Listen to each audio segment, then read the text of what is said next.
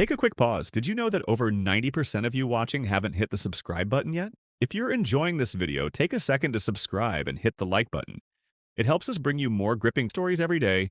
Also, we'd love to know where you're watching from. Drop your city in the comments so we can see how far our stories are reaching. Your support really keeps us going. Now, let's jump back into the video. I never imagined that my cousin, my childhood partner in crime, would be the one to shatter my world. Growing up, Liam and I were inseparable. Our bond wasn't just built on family ties, but on survival. We both came from broken homes, clinging to each other when the adults in our lives let us down. His mother was my dad's sister, making us blood relatives, but we acted more like brothers. If I got in trouble, so did Liam. If he got grounded, I found a way to slip past fences or whisper through windows so we could still plan our next misadventure. Tyler, get back here. Liam's always dragging you into some nonsense. My mother would yell at least twice a week. Meanwhile, his aunt, my dad's sister, would shout, "Liam, you and Tyler are going to end up in jail if you keep sneaking out at night." We'd just laugh. Those warnings were like battle scars, proof that we had each other's backs. Liam was the loud one, always cracking jokes, charming teachers even when he was one detention away from suspension. I was quieter, more observant, but I always had a sharp remark when needed. We had each other, and that was all that mattered, until her. It all started when Ava transferred to our school in the 10th grade. She had this effortless confidence, like she had life figured out while the rest of us were still stumbling through it. Long, dark hair, a sharp wit, and a stare that could cut through any nonsense. She wasn't like the other girls who got swept up in high school drama. Ava acted like she was above it. "New girl at the lockers," Liam nudged me one afternoon between classes. I followed his gaze. She was rolling her eyes at a teacher's instructions, tapping her fingers against the desk in a way that suggested she was barely tolerating being there. "She's interesting," I admitted. "I might ask her out," Liam said casually. Then, after a pause, he smirked. "Unless you're calling dibs." That was our rule. If one of us liked a girl, we'd talk it out, never letting romance come between our friendship. Usually we ended up stepping aside for each other, but this time Ava chose me. Liam gave me the green light, though I caught a flicker of something in his eyes. Maybe disappointment? Maybe something deeper? But he never let on. Instead, he clapped me on the shoulder. "Go for it, man. Don't let me stand in your way." So I asked her out, and just like that, she said yes. For the rest of high school, we were inseparable. Sure, we had our ups and downs, but I was crazy about her. She was sharp-tongued, fiercely independent, and matched my sarcasm blow for blow. By the time we graduated, I was convinced she was my forever. And Liam? He remained in our lives, joking around, never showing any signs of jealousy. Or so I thought. The wedding that should have been a warning. In our mid-20s, Ava and I got married. It was a modest wedding, family packed into a rental hall with wallpaper that looked straight out of the 80s. Liam was my best man. I remember him standing behind me as I said my vows, a half smile playing on his lips. At the time, I thought it was pride, excitement. Now, looking back, I wonder if it was something else. When the officiant pronounced us husband and wife, my mother wiped away tears and Liam leaned in to whisper, "Congrats, man. You got yourself a good one." I laughed, caught up in the moment. If only I had known what he had already taken from me. The life we built, and the cracks I missed Ava and I started our life together in a cozy rental home on a tree-lined street. She found a job as an office coordinator while I bounced between a few jobs before landing a stable position at a logistics company. Money was tight, but we managed. Liam, on the other hand, was thriving. He had started working for his fiancée, Natalie, a successful entrepreneur. Together, they built an empire. They had a smaller but elegant wedding a few years after us. We were close. Double dates, backyard barbecues, football nights. I always treated Liam as a brother and Natalie as a sister. But then, little things started nagging at me. The way Liam and Ava would exchange looks, quick, unreadable glances. The hushed tones when I walked into a room. I shrugged it off as paranoia. When Natalie's business exploded, Liam became even busier. He stopped visiting alone. And with Ava and me struggling to conceive, tension filled our home. I never thought Liam's absence meant something more sinister. Until that one night. It was a Wednesday evening. I was supposed to meet some neighborhood friends for a quick workout, but a freak storm rolled in. Soaked and cold, I decided to head home 2 hours early. The second I walked into the living room, something felt off. Two wine glasses sat on the coffee table, fresh stains of red at the bottom. Ava stepped out of the kitchen, her eyes widening for half a second before she forced a smile. "Oh, hey, you're early." I nodded, glancing at the glasses. "Storm ruined the game. Who were you drinking with?" She hesitated, just for a second. Natalie stopped by," she said quickly. "She was in town and we had a little chat." Something in her voice felt off, but then she waved her hand dismissively as if that sealed the explanation. The problem? I knew for a fact that Natalie wasn't in town. She was overseas.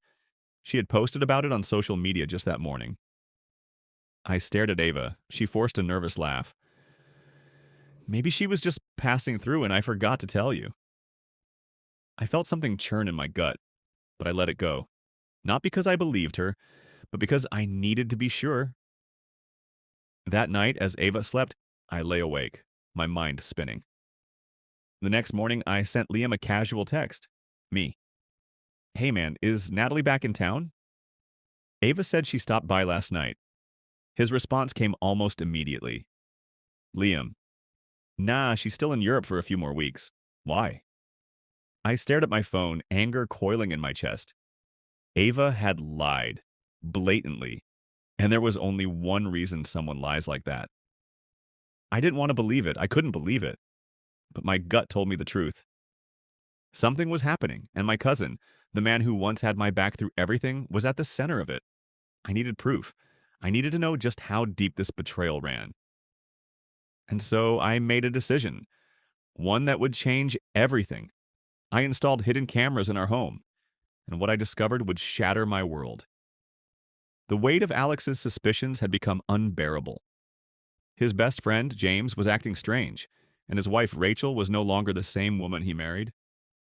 The distance between them was no longer subtle. It was a chasm, growing deeper each day.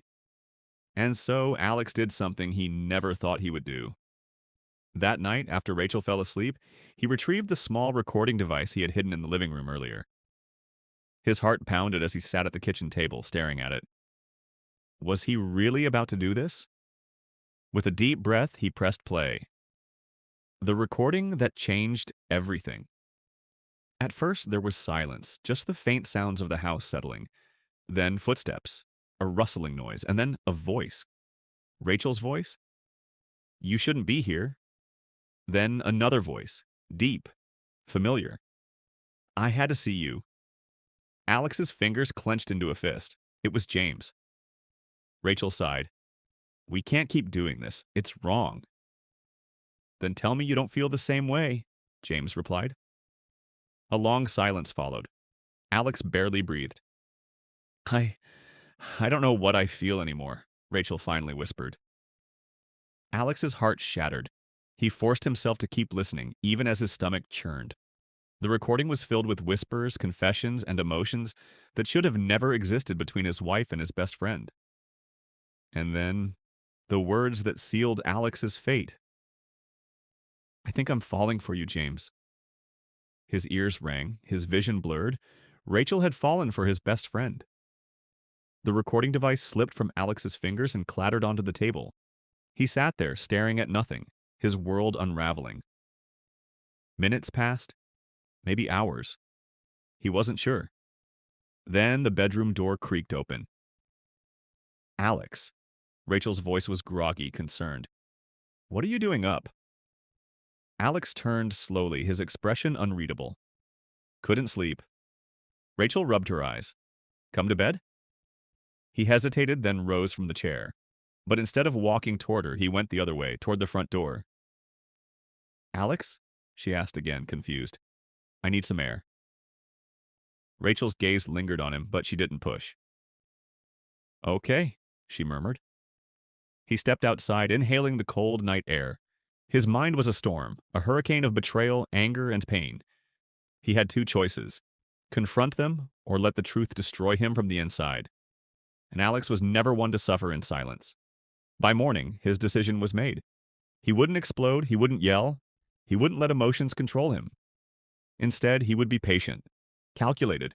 He would let Rachel and James dig their own graves, and when the time was right, he would make sure neither of them would ever forget what they did to him. But first, he needed proof. Real proof. And so Alex set his plan in motion. The following days passed like a slow, suffocating march for Alex. The discovery of Rachel's betrayal, the realization that his closest friend had crossed a line he could never uncross, it was all too much to bear. Every moment felt like an eternity. He spent his days in a haze going through the motions of normal life, but nothing felt normal anymore. His thoughts were consumed by revenge, by justice, by the thought of what was rightfully his life, his marriage, his trust. But he wasn't acting out of impulse. Number Alex was a man of control. He had always been the calm one, the level-headed one in every situation. He was determined that when the time came, he would confront both Rachel and James, not with anger, but with cold, calculated precision. On the third evening after discovering the affair, Rachel seemed unusually distant. She was quieter than usual, which ironically made Alex even more suspicious. Her eyes darted around the room as if she was afraid of being caught doing something. He knew she was hiding something, he just wasn't sure how much she had already figured out. "Rachel?" Alex said casually, though his heart raced beneath his calm exterior. "I think we need to talk." Rachel looked up, startled. About what? Her unease was palpable. Alex noticed the tension in her shoulders, the way her fingers tapped nervously against the kitchen counter. "About us," he replied, keeping his tone neutral. She frowned. "Alex, what's wrong? You've been acting weird lately." Alex had to suppress the urge to smile bitterly. Weird was one way to put it, but he didn't need her to know the full extent of his knowledge just yet. "I just want to understand where we're at," he said, his eyes locking with hers. "Lately, I've been feeling like something's off. I don't know if it's just me, but..." Rachel's face softened in a way that made Alex's stomach turn. "It's not you, Alex. I've just been going through a lot." Alex raised an eyebrow, his voice soft but firm. "Really? What's going on?" Rachel looked away, clearly uncomfortable with the sudden shift in their conversation. She took a long breath before responding. "It's just, work's been overwhelming. And I've been trying to juggle everything, home, work, life. It's hard sometimes." Alex nodded slowly, pretending to absorb her explanation. But he wasn't fooled. He knew exactly what was going on behind the facade of her excuses. What she didn't know was that he already had the truth. He had listened to the recording. He had read the texts James had sent her.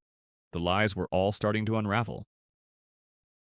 "Rachel," Alex said softly, "I know something's wrong. And I need you to be honest with me." Rachel swallowed hard, her eyes darting toward the door as if she was considering making an escape. But Alex wasn't done. He was just getting started. "You've been distant," he continued. "I'm not stupid. I know something is happening, and I think it's time you told me the truth." The silence in the room grew thick, suffocating. Rachel shifted uncomfortably, her gaze flicking back to Alex. "I don't know what you're talking about." "Stop lying to me, Rachel." The words came out sharper than he intended, but Alex didn't care. The time for gentle confrontation had passed. "I know about you and James." Her face paled. She froze, her mouth opening and closing like a fish out of water. The guilt was written all over her face. There was no denying it now. "You don't understand," she whispered, her voice trembling. "I never meant for this to happen." Alex stepped closer, his anger barely contained. "No, Rachel, you did mean for it to happen. You and James have been lying to me, and I've had enough. I've been patient, but this is too much." "I'm sorry," she stammered, her eyes filling with tears. "I never wanted to hurt you. I felt lost. James made me feel alive again. You don't understand. It just happened." Alex clenched his fists, trying to hold back the tidal wave of emotions threatening to overwhelm him. I trusted you, both of you. You have no idea how much this hurts. And now I'm stuck with this. I'm stuck with the fact that you betrayed me with my best friend.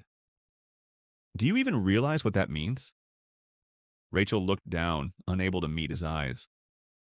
Alex, please, I know I've made mistakes, but I swear I never wanted to destroy everything we had. Alex interrupted her, his voice cold and unyielding. It's too late for apologies, Rachel. You made your choice. You're with him now, aren't you? Tears streamed down Rachel's face as she nodded, the weight of her betrayal pressing down on her. I never meant for things to get out of control, but yes, I'm in love with him. The conversation with Rachel had left Alex drained, but he couldn't stop there. No, he needed to speak to James, the man who had been his closest friend for years, the man who had betrayed him in the most unforgivable way. Alex called James the next morning, his voice steady but firm. We need to talk. James agreed, though Alex could tell from the way his voice wavered that he knew what was coming. They arranged to meet at a local park, the very spot where they had once shared laughs and beers after long days of work. Now it would be the place where everything came crashing down. When James arrived, Alex was already there, sitting on a bench, his face expressionless. The sky was overcast, casting a shadow over the empty park. Alex, what's this about? James asked cautiously as he approached. Alex didn't stand up. He didn't need to. He had the upper hand now. I know everything, he said, his voice low but cutting. James froze, his eyes widening in shock. What are you talking about? Cut the act. James, I know about you and Rachel. James's face paled. Alex, listen, it's not what you think. Don't lie to me. You and my wife, you've been having an affair. And you're not sorry, are you?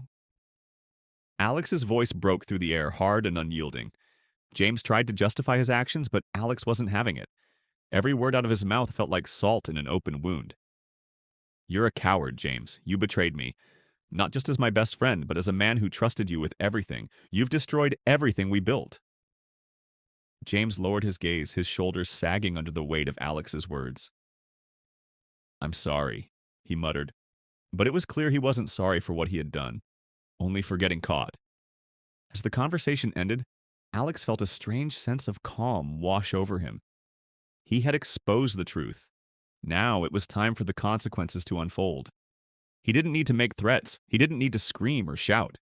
Rachel and James had already done enough damage to themselves. Alex walked away, a man who had been betrayed but was still standing, still holding on to his integrity. But deep down, he knew that this was only the beginning. The storm had only just started. The weeks that followed were a blur for Alex. The life he had known, the one built on trust, love, and friendship, had been shattered beyond recognition. He found himself moving through the days mechanically as though trapped in a never-ending nightmare that he couldn't escape. Rachel and James, now fully exposed, kept their distance, but the tension hung thick in the air. It was clear that their lives, too, had been irrevocably altered. Alex's world was fractured, yet he was determined to rebuild. To rise from the ashes of betrayal, not as a man broken by the people he loved most, but as one who had been tested and survived. He knew he couldn't undo the past, but he could take control of his future. And that future no longer included Rachel or James. One evening, weeks after their last confrontation, Alex received a message from Rachel. Her words were simple but desperate. We need to talk. It was the last thing Alex wanted to do, speak to her again, face to face. But part of him, the part that had once loved her, knew there were still things left unsaid. She needed closure. He needed it too, even if he didn't want to admit it. They met at the same park where he had confronted James. The air was heavy with the weight of everything that had happened, the silence between them more deafening than any words could be. Rachel stood a few feet away when Alex arrived, her posture slumped, her once confident demeanor completely absent. She looked different now, more fragile, almost like a person who had been stripped of everything they once held dear. Alex. Her voice trembled. I don't even know where to begin. I know I've ruined everything. Alex crossed his arms over his chest, but didn't say anything at first. Part of him wanted to lash out, to let the anger he'd been bottling up spill over, but something inside him held him back. He wasn't angry anymore, he was tired. I know what I've done, she continued, wiping away a tear. I hurt you. I betrayed you in the worst possible way. But I've realized something. I've been living a lie. I thought that being with James would make me feel alive, that it would fill the emptiness I've been carrying inside. But it didn't. It made everything worse. And now I've lost you. I've lost everything. Alex finally spoke, his voice calm but carrying the weight of everything he had been through. Rachel, you didn't just lose me. You lost yourself. And you did it willingly. You made your choices, and now you have to live with them. She flinched at his words, but he didn't feel any satisfaction from her pain. It was no longer about revenge, it was about understanding the truth, about realizing that sometimes the most painful thing is not the betrayal itself, but the realization that it was all inevitable. I'm sorry, she whispered, her voice breaking. I never meant to hurt you like this. Alex shook his head slowly. No, you didn't. But that doesn't change anything. You can't just apologize and expect everything to go back to the way it was. Rachel's shoulders trembled, and she took a hesitant step forward. Alex, I don't expect you to forgive me. I know that's impossible, but I need you to understand. I was lost, and now I see just how badly I've messed everything up. Alex took a long breath, his eyes never leaving her. I don't know what you want from me, Rachel. I can't just erase what you've done. I can't forget how you betrayed me, not just as my wife, but as my friend. The silence stretched on, neither of them knowing what else to say. Finally, Alex spoke again. We've both changed. We can't go back to what we were. Rachel nodded, tears streaming down her face. I know, and I'm sorry. It was a goodbye, a hard, final goodbye. Alex turned and walked away, his heart heavy but resolute. He wasn't going to let this define him. He wasn't going to let Rachel's betrayal ruin him any longer. It was time to move forward. Later that day, Alex received a call from James. His voice was full of hesitation, as though he wasn't sure how to approach the situation.